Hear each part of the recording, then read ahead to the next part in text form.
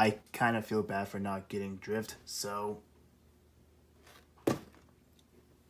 stay tuned for that. And I feel bad that he was in my backlog for 2 years.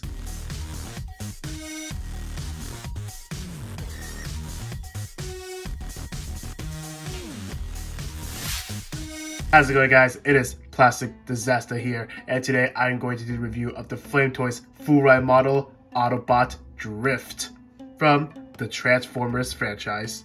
A while back, I never heard of this character Drift until the live-action Transformers movies. The fourth one introduced the character Drift, but this version, however, is in the IDW comics, I believe, which I never read, so I don't have any knowledge for this character, but if you guys do, feel free to educate me in the comments down below. So taking a look at the box art, we see Drift ready to slice and dice, and in the background we see the city in ruins. This side of the box, it just says Transformers Small Kid Drift, while on the other side, we just got the same thing. This side of the box, we got a close-up of his face, and on the other side, we got nothing.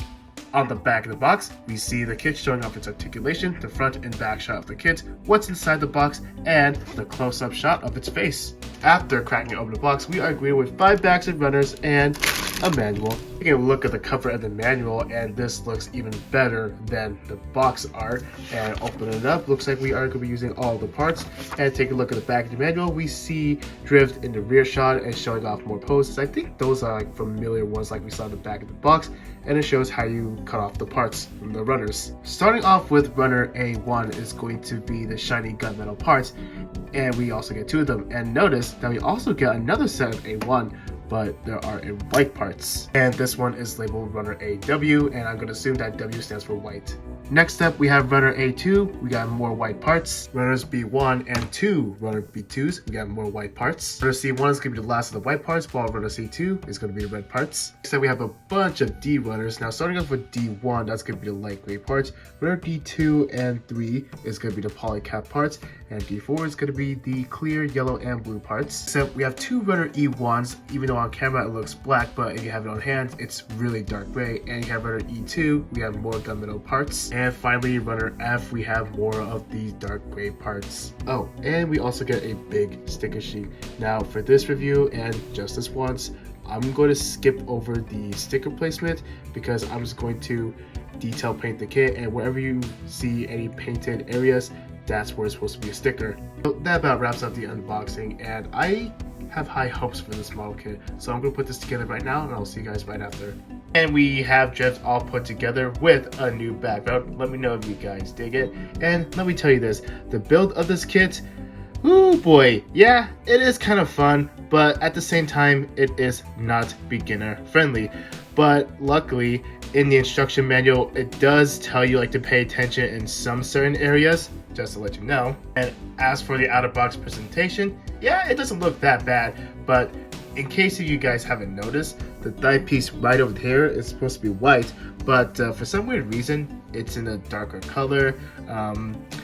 It's an easy fix, but if you prefer the darker color, you can just leave it like that. If you prefer the white one, just paint it. And what's also funny is that the cover of the instruction manual, it shows the thigh piece in a darker color. As for the stickers, I did say I'm going to skip over them, but if you guys are curious, lucky for you, there is a dedicated section in the manual where you can place all these stickers. And of course, I did put the Autobot logo stickers on the shoulders. Moving on to seam lines, most of them are pretty well hidden, so that can go as a detail. The ones you gotta worry about are the ones on the lower shins right over here, right here on the toes, and 2 more spots on the back of the arm. This one right there is going to be a little tricky to get rid of. What's also funny is that the front part of the bicep almost looks like a detail. So that's about it for the out-of-box presentation. Now I know it's a little short, but I hope you guys get the gist of it. So I'm going to be working on this kit, and I'll see you guys right after. And here is what Drift looks like with a little bit of work. Well, let's just say I did the best I could. It's not 100% accurate, but it looks pretty good to me. That's all that matters. For accessories, starting off with hand options, as you can see, the kit has closed fist hands, and next up you have the sword holding hands, and you have 2 open palm hands. And for weapons, starting off, you have 2 small swords that are located on the side skirts, or the scabbards, you want to call it that. And to make them hold the sword, you gotta pop off the fingers, put the sword handle in, and put the fingers back. just like this. And of course, he can dual wield because, well, 2 small swords and 2 weapon holding hands. And finally, you have the long sword. It looks pretty cool. And to attach this, you gotta plug this peg onto the back right here. Now, here's the problem with this. The peg is a little too small. So let's say this kit accidentally fell off the shelf and it lands on its back, the peg snap off. You're kind of screwed. Remember when I looked through the manual, I said we're gonna be using all the parts? Well, turns out I was wrong. You do have some leftover parts. Well, that is if you want to do a bit of color swapping, and that's up to you. Articulation, the head is on a double ball joint, and as for the shoulders, it does have a bit of swinging movement, and this shoulder pad is on a ball joint. This part of the armor flap can move up, but it does pop off a little too easily. Okay, so we have a bit of technical difficulties, and when I was trying to move the arm upwards, the arm decided to fall off, and the worst part is this part right here decided to snap off. So whenever you're trying to build or handle a Flame Toys model kit, you really gotta be careful. So I finally put a little bit of glue on it. I'm gonna leave it alone, let it dry up. So for now on, throughout the review, it's gonna be a one arm drift. So anyways, what I'm trying to say is that the arm can move up this high, but with the design of the arm, it does hinder with the armor pin right here. So I had to take advantage of the bicep rotation, and then it can move just a little further up. Double bend on the elbow and a rotation on the wrist. It can crunch this far forward, this far back. It does have some side to side movement and a waist rotation. The front skirt can move up this far. The back skirt, if you can barely see it, it can move back that far up. And as for the scabbard, it can rotate and it can move up and down. The leg can kick this far forward, can move back this far, and as for splits, you do get a full splits. And due to design, you get a limited thigh swivel, double bend on the knee, which you have some really nice armor separation. This ankle armor can move up and down. The foot can move up this far, can move back, not really. You have rotation on the toe and a bit of rotation on the heel. And as for the pivot, it's not too bad. Overall, the articulation on this kit is actually pretty good.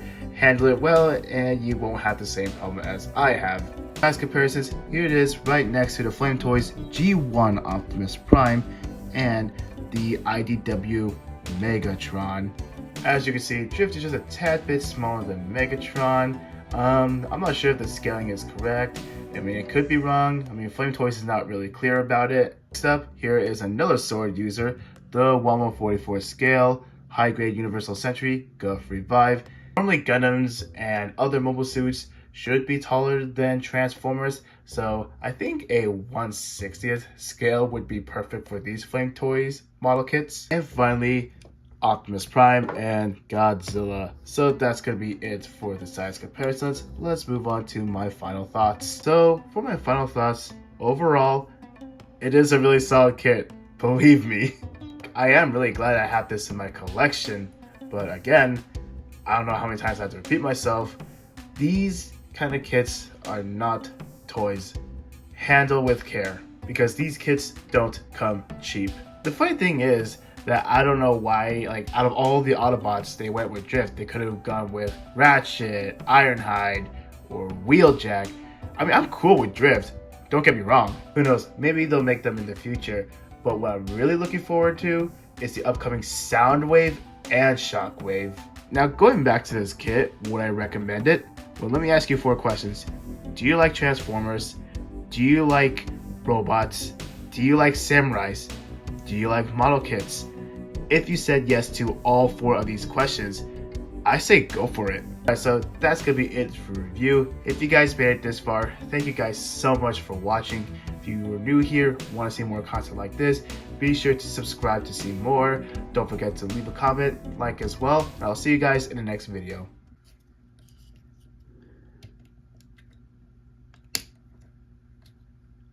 I fixed it.